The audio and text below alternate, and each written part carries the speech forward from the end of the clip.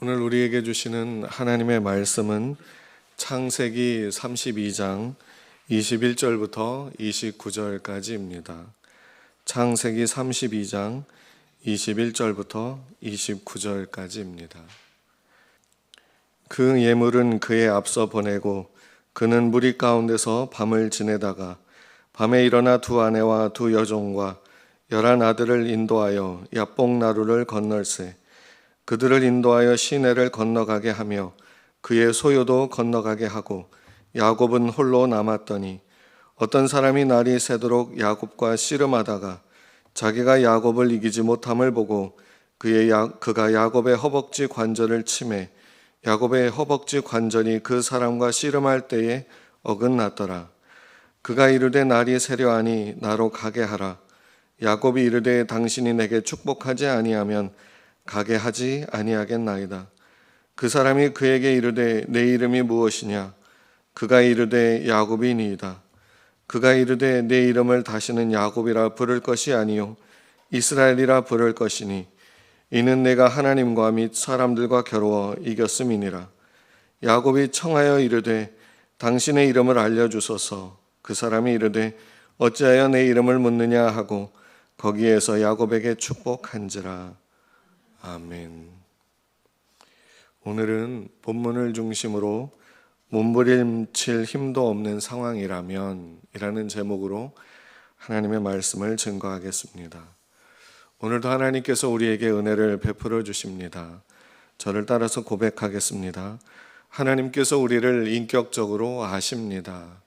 하나님께서 우리를 인격적으로 아십니다. 하나님께서 우리를 진심으로 사랑해 주십니다. 하나님께서 우리를 진심으로 사랑해 주십니다. 하나님께서 우리를 끝까지 책임지려 하십니다. 하나님께서 우리를 끝까지 책임지려 하십니다. 아멘. 하나님은 우리를 이끄실 때에 직접 그분의 손을 보여주시거나 그분의 음성을 숨소리와 말소리를 들려주심으로 인도해 주시지 않는 것 같아요. 하나님께서 우리를 이끄시고 우리를 인도하실 때에는 사람들을 통해서 그리고 상황을 통해서 일하십니다. 사무엘하 7장 5절 이하를 보면 나단 선지자가 하나님의 말씀을 받아서 다윗에게 전해주는 장면이 소개가 됩니다. 거기서 하나님이 다윗에게 이렇게 말하라 하시지요. 사무엘하 7장 14절입니다. 나는 그에게 아버지가 되고 그는 내게 아들이 되리니 그가 만일 죄를 범하면 내가 사람의 매와 인생의 채찍으로 징계하려니와. 여기에서 보면 사람의 매와 인생의 채찍이라고 하는 표현을 사용합니다. 하나님께서 인도하시는 손길이 사람들을 통해서 그 인생 속의 여러 가지 상황과 사건들을 통해서 나타난다라는 거지요. 하나님의 사랑도 마찬가지입니다. 호세아 11장 4절을 보면 내가 사람의 줄, 곧 사랑의 줄로 그들을 이끌었고 그들에게 대하여 그 목에서 멍에를 벗기는 자 같이 되었으며 그들 앞에 먹을 것을 두었노라. 사람의 줄, 곧 사랑의 줄로 이끌었다. 하나님은 호세아 선지자를 통해서 하나님께서 그 백성들을 얼마나 사랑하고 계신지를 그분의 사랑의 줄을 사람들을 통해서 보이시고 나타내 주셨다라는 거지요. 이처럼 하나님은 그를 믿는 자들의 삶 속에서 그들이 만나는 사람들과의 관계, 그 만남과 헤어짐을 통해서 하나님의 마음을, 하나님의 뜻을 알 수 있게 해 주셨다라는 거지요. 그래서 우리는 우리의 상황 속에서 우리가 사람들과 만나는 그 관계 속에서 하나님의 뜻을 발견하게 되고 하나님의 마음을 헤아려 알 수 있게 됩니다. 물론 하나님이 사람들을 통해서 일하시기는 하지만 저 사람이 하나님이 쓰시는 그런 사람인지 아닌지 모릅니다. 저 사람이 하나님이 쓰는 사람인지 아니 하나님이 버리는 사람인지 우리는 그걸 함부로 말할 수 없지요. 그러나 우리가 그 모든 관계 속에서 겪게 되는 일들을 통해서 알게 하시고 보게 하시고 깨닫게 하신다는 겁니다. 이러한 하나님의 일하심을 오늘은 야곱이라고 하는 사람의 삶 속에서 구체적으로 보려 합니다. 우리가 하나님의 일하시는 방법, 일하시는 모습을 알지 못하면 하나님이 도대체 내게 왜 이러시는가? 하나님이 도대체 나한테 왜 이렇게까지 하시는가? 하면서 원망하며 불평할 수밖에 없는 것 같아요. 왜냐하면 하나님은 지금도 우리를 그렇게 이끌어 가고 계시기 때문이지요. 오늘 본문에 나오는 야곱의 삶을 살펴보면서 내 삶에 하나님의 인도하심을 어떻게 인정하며 어떻게 바라보며 또한 그 가운데서 우리가 하나님께 어떻게 대해야 하는가 그거를 알고 깨달을 수 있으면 좋겠습니다.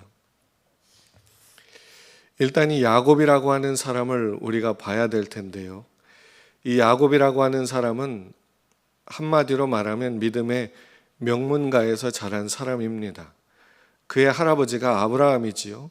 믿음의 조상입니다. 그의 아버지 이삭이지요. 그 집안 사람으로서 적어도 하나님이 어떤 분이신지는 하나님이 어떻게 은혜를 베푸시고 축복을 베푸시는지는 너무나도 잘 아는 상황입니다. 하나님께 대한 믿음을 가지고 아버지, 할아버지를 보면서 어떻게 살아야 복을 받고 어떻게 살아야 은혜를 받는지 기본적인 지식이 있는 사람입니다. 그러다 보니 이 야곱에게는 욕심이 대단했던 것 같습니다.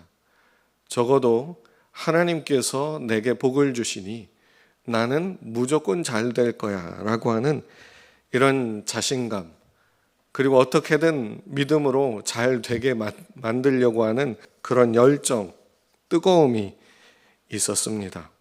이 야곱은 하나님을 잘 섬기면서 그리고 자기 인생을 자기가 생각한 각본대로 끌어가려고 하는 대단한 의욕이 넘쳤지요. 축구로 비유를 하자면 대단한 골잡이였습니다. 하나님은 어시스트 해주는 그런 분이어야 했지요. 야곱이 그 골을 잘 드리블해서 가지고 가다가 어려움을 만나면 하나님께 패스를 하고 그리고 자기가 딱 자리를 잡고 서 있으면 하나님이 골을 잘 패스를 해줘서 골을 넣게 해 주어야 하는, 그래서 야곱의 삶이라고 하는 건 하나님 지금입니다. 지금 이 타이밍이에요. 이때 패스를 줘야죠. 내가 골을 넣지. 이렇게 하나님께 확인시키고 그렇게 하나님으로부터 받아내려 했던 그 삶이 야곱의 삶의 전부였다라고 해도 과언이 아닐 것 같습니다. 그런데요, 하나님은 이러한 야곱의 모습, 야곱의 신앙이 어떤지를 너무나도 잘 아시면서도 그냥 지켜만 보십니다. 오히려 야곱이 하는 그 방법과 그 수단과 그러한 일들에 잘 되게끔 이끌어 주십니다. 야곱이 간교한 방법으로 형에게서 장자권을 뺐을 때에도, 아버지를 속이고 축복을 받아낼 때에도 하나님은 그 모든 일들이 어그러지지 않도록 잘 되게끔 해 주셨습니다. 물론 하나님도 가만히만 계시지는 않았지요. 아까 본 말씀들처럼 사람들과의 관계 속에서 일하십니다. 어떤 일입니까? 형을 속여서 장자의 명분을 빼앗고 아버지를 속여서 축복을 받아내긴 했지만 형과의 관계, 아버지와의 관계, 그 어려움들이 벌어지면서 집을 나와 다른 데로 피신하지 않을 수 없게 이끄셨습니다. 형과의 관계가 완전히 엉망이 돼버렸지요. 야곱은 그저 집을 나와 딴 데로 가버리면 그만이었습니다. 장자의 명분도 얻었겠다. 축복 기도도 받아냈겠다. 그러니 어디를 가든 잘 되지 않을까. 비록 형과의 관계가 엉망이 됐지만 형하고 나하고 무슨 상관이 있겠는가. 그렇게 삼촌의 집으로 갑니다. 거기에서도 양을 맡아 키우면서 어떻게 해야 양을 자기 것으로 삼을 수 있는지 전략을 세웁니다. 삼촌에게 얘기를 해가지고 점이 있고 얼룩얼룩한 그런 양은 다 내 것으로 하게 해주십시오 라고 말하고는 어떻게 해야 그런 양이 나오는지 그런 방법을 알아내서 다 그런 양만 나오게 만들었습니다. 그렇게 야곱은 거부가 됐습니다. 하지만 하나님은 그 야곱이 그 집안에서 그 삼촌의 자녀들과 그리고 그 삼촌과의 관계가 완전히 또 다 어그러지고 망가지도록 이끄시지요. 야곱은 자기가 좋아하는 그 여인을 아내로 맞이합니다. 어떻게든 아내로 얻어냈습니다. 그런데 자기 마음대로만은 되지가 않아서 다른 그의 누이 레아까지도 아내로 삼아야 했고 그녀들의 몸종까지도 데리고 살아야 했습니다. 그러다 보니 자기가 원하는 건 얻어냈지만 그 집안에 4명의 여인들이 다 부대껴 살아가면서 아주 난리가 나는 그런 집안에서 살아야만 했지요.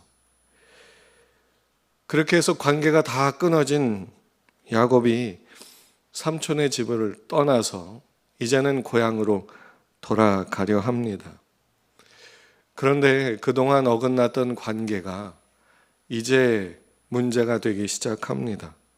집으로 가려고 하는데 형 에서가 400명의 장정을 이끌고 찾아온다라고 하는 얘기를 들은 거지요. 야곱은 항상 하던 대로 그 방법을 씁니다. 형의 마음을 달래줘야지. 그래서는 자기의 재산의 반을 나눕니다. 그런데 그 재산을 형에게 다 주는 것도 아니고 자기가 또 먹고 살아야 되니까 남겨둡니다. 그리고는 그 나머지 반의 재산을 형에게 보냅니다. 그리고는 하나님께 기도해요. 창세기 32장 9절부터 12절을 보겠습니다. 야곱이 또 이르되 내 조부 아브라함의 하나님 내 아버지 이삭의 하나님 여호와여 주께서 전에 내게 명하시기를 내 고향 내 족속에게로 돌아가라 내가 내게 은혜를 베풀리라 하셨나이다. 나는 주께서 주의 종에게 베푸신 모든 은총과 모든 진실하심을 조금도 감당할 수 없사오나 내가 내 지팡이만 가지고 이 요단을 건넜더니 지금은 2때나 이루었나이다. 내가 주께 간구하오니 내 형의 손에서 에서의 손에서 나를 건져내시옵소서. 내가 그를 두려워함은 그가 와서 나와 내 처자들을 칠까 겁이 나기 때문이니이다. 주께서 말씀하시기를 내가 반드시 내게 은혜를 베풀어 내 씨로 바다에 셀 수 없는 모래와 같이 많게 하리라 하셨나이다. 야곱의 기도를 보십시오. 잘 읽어보면 우리가 흔히 말하는 말씀에 근거한 기도입니다. 말씀에 근거한 기도. 하나님, 나로 고향에 돌아온다고 말씀하지 않았습니까? 그러니 에서의 손에서 나를 건져주는 것이 마땅하지 않습니까? 지금 겁이 나서 죽을 것 같으니 날 살려내는 것이 마땅하지 않습니까? 하나님이 그렇게 말씀했습니다. 그렇게 말씀했으니 책임지고 실행하시오. 야곱의 기도를 정리하면 이런 기도입니다. 그런데 여러분, 이게 기도가 맞을까요?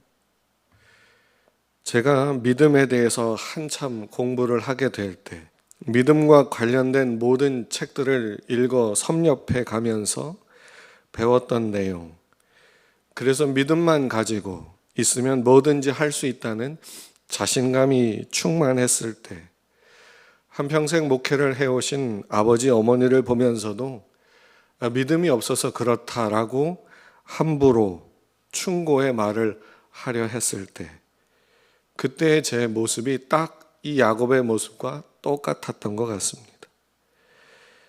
제가 읽었던 그 책들이 가르쳐주는 내용, 하나님의 말씀에 근거해서 기도해라, 하나님의 말씀을 가지고 하나님께 요구해라, 요청해라, 청구해라, 그렇게 기도하면서 하나님이 주실 수밖에 없다라고 그런 의욕을 가지고 살아왔는데, 이 야곱의 모습을 보니까 그의 모습이 내 모습과 전혀 달라 보이지가 않았습니다. 야곱과 마찬가지로 사람의 매와 인생의 채찍으로 두들겨 맞다 보니 이게 뭐가 잘못됐구나 라고 하는 것을 알게 됐지요. 야곱을 보십시오. 아브라함이 할아버지고 그 손주입니다. 다른 사람들과 달리 믿음을 가지고 하나님을 바라보며 잘 살아온 사람입니다. 믿음으로 잘 되는 경험도 많습니다. 물론 이상한 방법을 쓰기는 했지만 어쨌든 믿음을 가지고 했고 수많은 결과들을 얻어냈습니다. 하나님 앞에서도 어느 정도 큰 소리 칠 수 있는 단계에 접어들었다고 스스로 여기고 있는 것 같습니다. 하지만 그의 믿음의 연륜과 달리, 그의 믿음의 경험과 달리 하나님은 아무 일도 하지 않으셨습니다. 야곱은 괴로웠습니다. 견딜 수가 없었습니다. 자기가 할 수 있는 모든 것을 다 했지만 이제는 기다리는 거 말고는 할 수 있는 게 아무것도 남지 않게 됐습니다. 그런데 이런 상황에 이르게 되었는데도 야곱은 여전히 그의 인생이 자기 손에 있다라고 생각을 하고 있습니다. 모든 것을 다 잃어버릴 상황이 됐는데도 여전히 자기 인생이 자기 손에 있는 줄로 알고만 있지요. 이때 하나님이 야곱을 찾아오십니다. 내 인생의 주인이 네가 아니다. 너의 생사화복을 주관하는 이는 네가 아니다. 하나님이다. 이걸 알려주시려고 하나님이 찾아오십니다. 그리고 야곱을 붙잡고 씨름을 하십니다. 야곱은 하나님과 씨름을 하면서도 끝까지 자기가 무언가를 해서 얻어내려고 애를 씁니다. 씨름이 한참 동안 진행이 되었는데도 야곱은 질 생각이 없습니다. 지면 끝난다고 생각했기 때문이겠지요. 그러자 하나님께서 최후의 선언을 하십니다. 창세기 32장 26절입니다. 그가 이르되 날이 새려하니 나로 가게 하라. 야곱과 씨름하다가 야곱이 질 생각이 없으니까. 근데 이것도 참 되게 웃긴 말이지요. 하나님이시니까 못 이길 게 뭐가 있습니까? 그냥 하나님이니까 모든 기술을 다 쓸 수 있잖아요. 씨름에 있어서 못 쓸 기술이 어디가 있겠습니까? 그냥 이겨버리면 그만인데 받아주기만 합니다. 그리고 그냥 가버리면 되잖아요. 뿌리치고 걷어차버리고 가버리면 그만인데 보내달라고 부탁을 하십니다. 여전히 야곱에게 축복의 말은 하지 않습니다. 아신 거지요? 야곱의 욕심이 아직까지 살아있다는 걸 아시는 거지요. 자기가 얻어내고 자기가 쟁취하고 자기가 어떻게든 결과물을 만들어내야 한다라고 하는 이 야곱을 하나님도 굳이 이겨내려 하지는 않으십니다. 그래서 나 이제 가겠다, 보내다오 그러시는 거지. 이와 같은 하나님의 말씀은 이렇게 바꿀 수 있을 것 같아요. 너는 끝까지 질 생각이 없구나. 그러면 할 수 없다. 내가 할 일은 이제 없다. 그러니 네가 알아서 잘 살아라. 나는 이제 가겠다. 그러시고는 환도뼈를 치십니다. 성경에는 나오지 않지만 야곱의 입장에서 생각을 해보면 굉장히 비참한 느낌이 들었을 것 같아요. 환도뼈를 갑자기 치니까 어긋나서 다리를 절어야 되고 아프기는 또 무지 아프고 지금 처해 있는 상황은 최악이고 하나님은 뭐 축복하겠다는 말 한마디도 없고 이제는 뭐 할 수 있는 게 정말로 아무것도 안 남았습니다. 하나님께 따지듯 요구하고 청구하고자 했던 마음도 이제 그것도 통하지 않게 됐습니다. 몸부림칠 수 있는 여력도 남지 않게 됩니다. 하나님은 가겠다고 하십니다. 여기서 야곱이 비로소 무릎을 꿇습니다. 그리고 간절히 호소합니다. 창세기 32장 26절입니다. 당신이 내게 축복하지 아니하면 가게 하지 아니하겠나이다. 그동안 자기가 악을 써서 어떻게든 결과를 만들어내오던 그 모습은 무너졌습니다. 그리고는 하나님께 매달립니다. 당신이 내게 축복하지 않으면 나는 끝입니다. 모든 게 당신께 달려 있으니 내게 은혜를 베풀어 주십시오. 야곱의 기도는 요구, 청구가 아니라 은혜를 간구하는 거였습니다. 하나님이 야곱에게 이름을 묻습니다. 이름을 몰라서 물을까요? 이름을 왜 모르겠어요? 태어나기 전부터도 그 이름을 아셨을 텐데. 그럼에도 불구하고 이름을 물으시는 까닭은 그 이름의 뜻을 그에게 다시 한번 확인시켜 주는 겁니다. 야곱이라고 하는 이름의 뜻은 사기꾼, 약탈자, 강도, 남의 발 뒤꿈치를 잡고 넘어뜨리는 자. 바꿔 말하면 나보고 도와달라고 너는 강도가 아니냐. 나보고 도와달라고 너는 사기꾼이 아니냐. 나보고 도와달라고 너는 약탈자가 아니냐. 나보고 도와달라고 너는 남의 발 뒤꿈치를 잡아 넘어뜨리는 자가 아니냐. 라고 그의 아주 들키기 싫었던 그 모습들을 다 끄집어내십니다. 야곱이 대답해요. 맞습니다. 나는 그런 놈입니다. 나는 그 야곱입니다. 야곱의 진실한 고백을 들으신 하나님은 야곱의 이름부터 바꿔주십니다. 28절을 보면 그가 이르되 네 이름을 다시는 야곱이라 부를 것이 아니요 이스라엘이라 부를 것이니 이는 내가 하나님과 및 사람들과 겨루어 이겼음이니라. 이스라엘이라고 이름을 바꿔주시면서 네가 하나님을 이겼다라고 얘기를 하십니다. 야곱은 하나님을 이기지 못했습니다. 하나님이 져주신 것이지 야곱이 이긴 것이 아닙니다. 그런데도 하나님은 야곱에게 네가 이겼다 라고 칭찬을 해 주셨습니다. 무엇이 이김이었을까요? 그리고 무엇이 우리의 이김일까요? 무엇이 우리의 이기는 승리가 되는 걸까요? 우리의 자존심과 욕망과 나 중심적인 것들을 이겨내서 하나님 앞에 겸손히 머무르고 서게 되는 것이 우리의 이김 아닐까요? 하나님을 이겨먹는 것이 우리의 이김이 아니라 하나님께 나아가는 것을 방해하는 것을 이겨내는 것이 우리의 이김이 아니겠냐는 말입니다.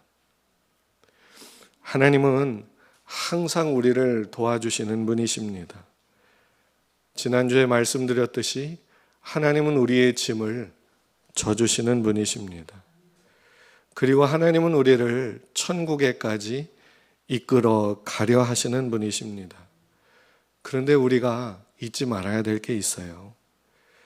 하나님께서 우리를 도와주시고 천국에까지 이르게 하려 하시는 그 목적이 그분이 우리의 그 마술 램프 속의 지니처럼 원하는 대로 들어주는 그런 분이기 때문이 아니라 그분이 우리의 아버지시기 때문에 그런 겁니다. 우리가 하나님 아버지라고 부르잖아요. 그분은 우리의 아버지십니다. 그리고 그분은 우리의 주인이십니다. 하나님이 우리의 왕이시고 임금이시라는 것을 믿으십니까? 많은 성도들이 이 부분을 잘 믿지 않는 것 같아요. 믿고 싶어 하지 않는 것 같아요. 이렇게 야복강에서 야곱이 하나님을 만나기 전에 모습처럼 하나님은 어시스트나 잘해주시면 되지. 적당히 나도 신앙생활해서 꼴은 내가 늘 테니까 하나님은 제때 내가 가서 돈도 주고 노력도 하고 희생도 하고 말씀대로 지키면 알아서 어시스트나 잘해주셔야지. 어디 감히 내 삶을 넘보시는가. 이런 생각을 가지고 성도들이 하나님을 대하고 있지는 않은가 생각이 듭니다. 그래서 우리 아버지이신 하나님이 그 자녀된 성도들이 이런 마음가짐을 가지고 살아가니까 어떻게 하시겠어요? 너 잘못 생각하고 있는데 그게 아닌데 그러면서 어디로 이끌어 가십니까? 야복 나루터로 데리고 가십니다. 몸부림쳐도 안 되는 상황을 맞아들이게 하시는 거지요. 사랑하시니까. 정말로 사랑하시니까. 물론 탕자를 기다리듯 기다려 주실 때도 한없이 많이 있지만 인생 채찍과 사람의 매를 통해 그리고 사람의 끈을 통해 그를 그 야복 나루터로 이끌어 가시는 겁니다. 여러분, 하나님의 우리를 향하신 사랑이 이렇게 크십니다. 하나님께 대한 불평이 절로 나오고 내 자신에 대한 절망감이 극에 달할 때 어찌 마음을 주체할 수 없을 정도로 감정적으로 흔들리고 요동이 될 때 그때마다 이렇게 생각하시면 좋겠습니다. 하나님이 나를 이끌어 가고 계시다. 내 잘못까지도 합력하여 선이 되게 하시려고 나를 더 잘 되게 하시려고 하나님만을 더 사랑하고 믿게 하시려고 나를 이끌어 가고 계신다. 이러한 생각을 하실 수 있기를 바랍니다. 어쩌면 지금까지 살아오시면서 그동안 잘못한 게 없는데 오히려 수고하면 했지, 내 땀을 흘리면 흘렸지, 하나님을 위해서 드리면 드렸지, 내 모든 걸 다 쏟아가며 열심히 살아왔는데 왜 이런 일이 생기지? 왜 이런 일이 내게 찾아왔지? 이런 때가 있으실 겁니다. 하나님이 도대체 어떤 생각을 가지고 이러시는지 도통 알 수가 없다. 내가 뭘 그렇게 잘못했다고 세상에 믿음 없이 저렇게 아무렇게나 살아가는 사람도 너무나도 많은데 왜 나한테 이런 일들을 허락하고 왜 내게 이런 일들이 일어나게 하시는가. 만일 이런 생각이 드는 때가 있으시다면 여기가 야복 나루터구나. 여러분, 하나님이 우리가 뭘 잘못해서 이렇게 되게 하시는 것이 아니라 하나님과 1대1의 관계 속에서 이제 대면할 때가 돼서 그런 거라 생각하시면 좋을 것 같습니다. 자책해도 소용이 없고 절망하고 좌절을 해도 소용이 없다면, 하나님과 씨름하면서 요청하고 요구하고 청구하는데도 소용이 없다면, 야곱처럼 마지막으로 아뢰 보십시오. 하나님, 이제는 내 모든 걸 내려놓습니다. 아니, 내려놓을 것도 이제는 없습니다. 하나님, 이제 할 수 있는 것도 없고 내가 살아가는 삶이라고 하는 건 무의미한 삶인 것 같습니다. 그러니 하나님, 이제 나를 축복해 주십시오. 축복을 요구할 권리도 내게 없고 축복해 주지 않아도 불평할 수 없다는 걸 인정합니다. 그래서 내게 축복해 주시기를 간구합니다. 왜요? 내 생명도 내 삶도 내 인생도 다 하나님께 있기 때문입니다. 여러분, 이게 우리의 항복 선언입니다. 이렇게 고백할 때 하나님이 우리에게 선언해 주실 겁니다. 네가 드디어 이겼다. 너는 이긴 자다. 승리자다. 자기의 교만과 자기의 방식을 내려놓고 하나님의 때와 하나님의 방식과 하나님의 은혜대로 살아가는 것을 내가 이제 택할 수 있게 됐구나. 아멘이 되십니까? 자기 힘으로 살던 사람이 하나님만을 온전히 신뢰하고 의지하는 마음을 갖게 되는 것이 이김입니다. 자기가 하고 싶은 대로 하지 않고 하나님의 방식대로 하려고 말씀에 순종해 나아가는 것이 이김입니다. 내가 원하는 때에 응답이 없어도 하나님의 때에 하나님의 방법으로 하나님이 하신다는 것을 믿기에 기도를 계속해서 할 수 있는 것이 이김입니다. 성경에서 말하는 이김은 누군가를 짓밟고 올라서서 이겨내는 이김이 이기는 거라고 말하지 않고 하나님을 붙잡고 그 앞에 끝까지 머물러 있는 것을 이김이라고 말합니다. 하나님은 우리가 이렇게 이기기를 원하십니다. 그리고 이렇게 이기기까지 쉬지 않고 우리를 이끌고 계십니다. 여러분, 우리가 믿는 하나님은 이런 하나님이십니다. 알고 계셨습니까? 왜 삶이 이렇게 힘드냐고요? 왜 삶에 이런 어려움들이 계속 생기냐고요? 그래서 어떻게든 문제가 생기지 않게 하려고 하나님 앞에서 하나님 비위를 맞춰보려고, 하나님이 기분 나빠가지고 등 돌리지 않게 하려고 하나님께 잘 보이려고 애를 썼다가 하나님이 말을 안 듣고 마음대로 막 고난 가운데 우리를 처하게 하실 때, 하나님 왜 그러십니까? 계약이 다르잖아요. 하나님 나하고 얘기한 거랑 다르잖아요.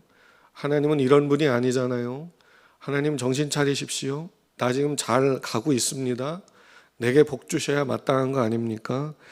이러한 우리의 모습, 이런 걸 하나님의 그 크신 사랑이 가만둘 수 없기 때문에 우리로 야복나루터에 서게 하시는 겁니다. 하나님 앞에서 항복 선언을 하십시오. 그리고 하나님께 맡겨버리면 좋겠습니다. 하나님께 항복하면 다 끝날 것 같지만 끝나지 않는 것 같습니다. 하나님께 항복하면 그대로 다 망할 것 같지만 망하지 않습니다. 하나님께서 또 살게 하시고 길을 여시고 이끌어 주시기 때문입니다. 하나님은 우리가 마음대로 움직일 수 있는 분도 아니고 우리가 잘 해가지고 우리 마음대로 조종할 수 있는 분도 아닙니다. 세상은 끝까지 하나님을 이겨 먹으려 하지만 우리는 하나님을 이기려 할 것이 아니라 하나님 앞에 순복해야 될 줄로 믿습니다. 그렇게 나아오는 자들에게 하나님께서 내가 이겼다라고 축복을 선언해 주실 줄로 믿습니다. 날마다 주님이 이끄는 대로 따라가는, 그렇게 천국까지 이를 수 있는 우리가 되면 좋겠습니다. 하나님 앞에서 겸손하고 겸비한 마음으로 하나님을 섬기며 하나님의 말씀에 순종하여 양심을 다해 주님을 섬길 수 있는 저와 여러분들이 다 되실 수 있기를 주님의 이름으로 축복합니다.